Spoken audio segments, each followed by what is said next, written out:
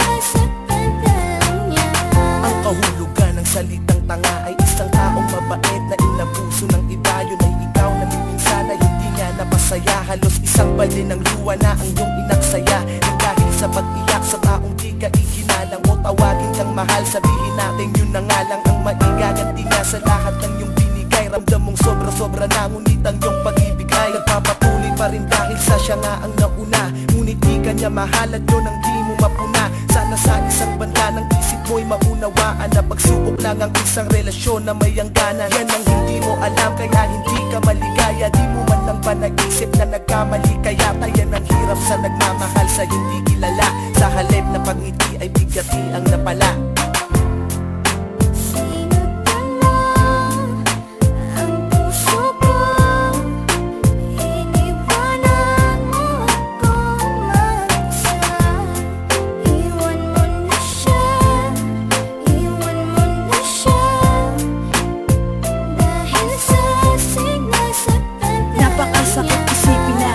Nagpakatanga ako sa babaeng ginawang panakip, butas lang ako. Bagamat batid kung di mo ako kayang mahalin, kahit napakahirap sa akin kailangan kong harapin. At di ko pwedeng angkinin ang pag-aari ng iba.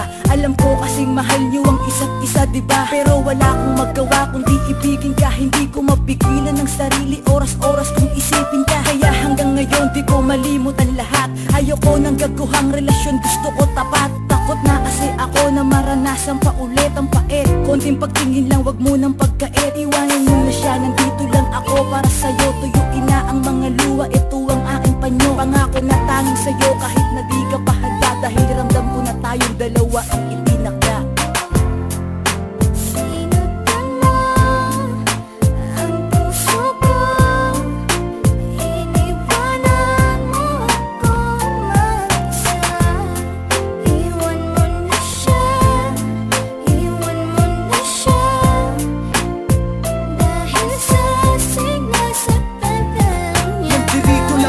Nakahanda kang tanggapin kapag iniwan ka ng taong di ka kayang mahalin. Nakahanda kong tanggalin lahat ng masamang alaala. Yan ang lagi kong hiling sa bawat babagsak na tala. Na matanggap mo ako kahit na di ako maangas manamit. Pero asahan mong di na muling tatagas pa ang iyong mga luha sa mata. Pangakong mamahalin kita, may iba ka man, wala kang maririnig sa aking salita. Basta makita mo lang ang laman ng aking kalooban. Pangako na ikaw lamang talaga at wala akong gagawin na kalokohan.